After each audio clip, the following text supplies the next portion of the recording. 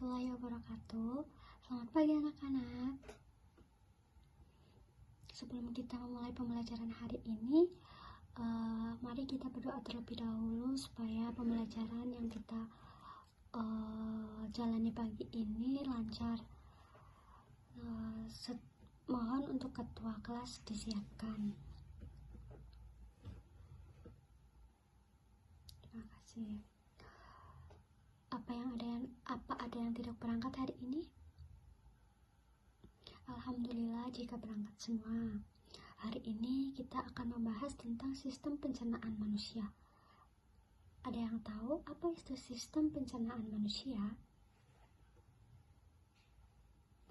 Kalian belum tahu.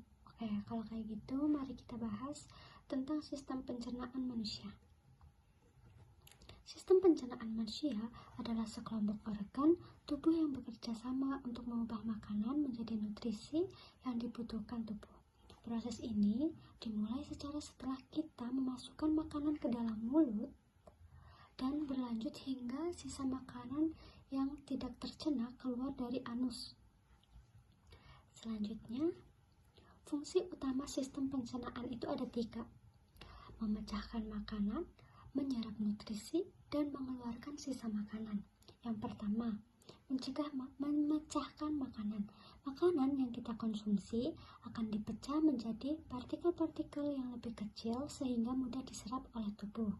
Yang kedua, menyerap nutrisi. Nutrisi yang terkandung dalam makanan seperti karbohidrat, protein, lemak, vitamin, dan mineral akan diserap oleh usus halus dan kemudian didistribusikan ke dalam seluruh tubuh melalui darah.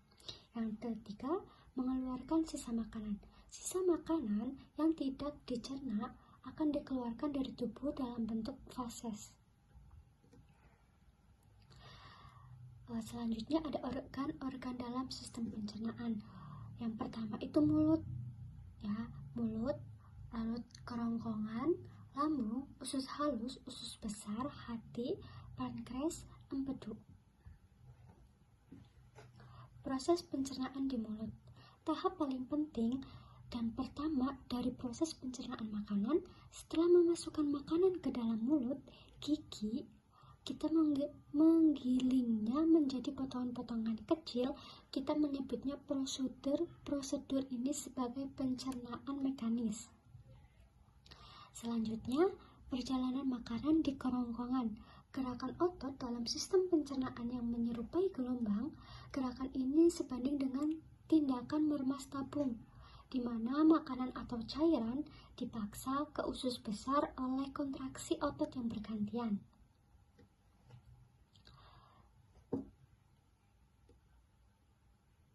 Selanjutnya, pencernaan di lambung. Di dalam lambung, sel partikel menghasilkan asam lambung. Lambung tidak hanya mengeluarkan asam lambung, tetapi juga sejumlah enzim lain yang penting untuk proses pencernaan, agar makanan lebih mudah diserap tubuh. Enzim-enzim ini bergabung dengan asam lambung untuk memecahkan menjadi potongan-potongan kecil. Selanjutnya ada penyerapan nutrisi di usus halus. Nutrisi penting dalam makanan kita disiapkan untuk diserap oleh tubuh setelah melewati proses dari mulut, lambung, dan sebagian usus halus. Usus halus adalah tempat proses penyerapan penyerapan ini biasanya berlangsung. Usus halus memiliki luas permukaan bagian dalam yang relatif besar dan merupakan organ yang panjang dan berkelok-kelok.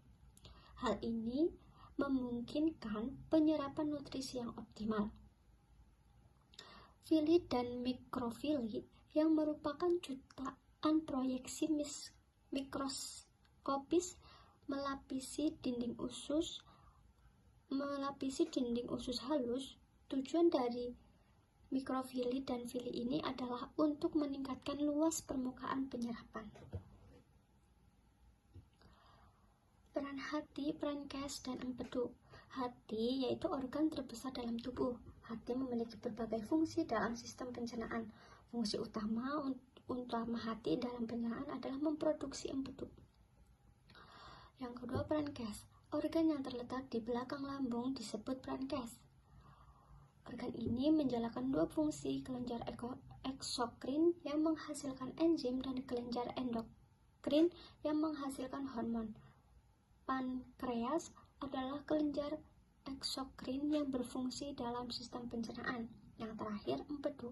Kantung empedu adalah tempat empedu yang dihasilkan hati disimpan sementara.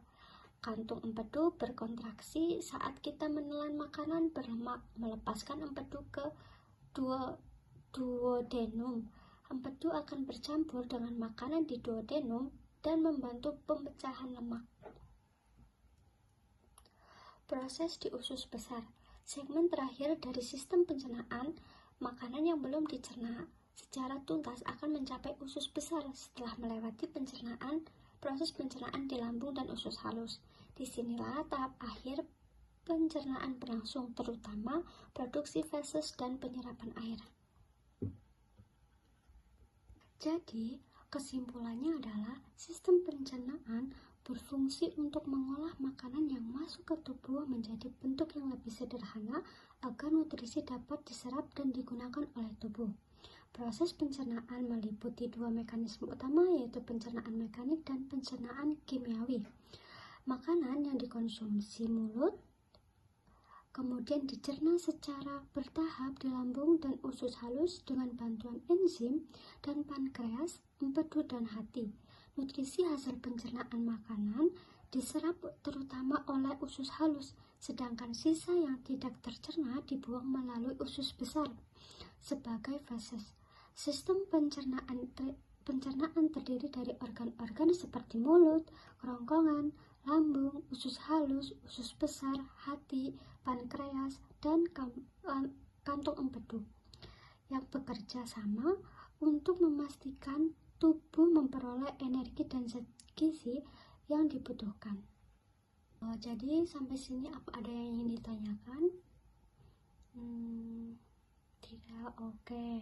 Kalau begitu biar ibu tanya, organ apa yang digunakan untuk mengunyah makanan? Ya, Dimas. Betul, organ yang digunakan untuk mengunyah makanan adalah mulut. Oke, selanjutnya mungkin cukup sekian dari ibu. Bila ada kesalahan mohon dimaafkan. Wassalamualaikum warahmatullahi wabarakatuh.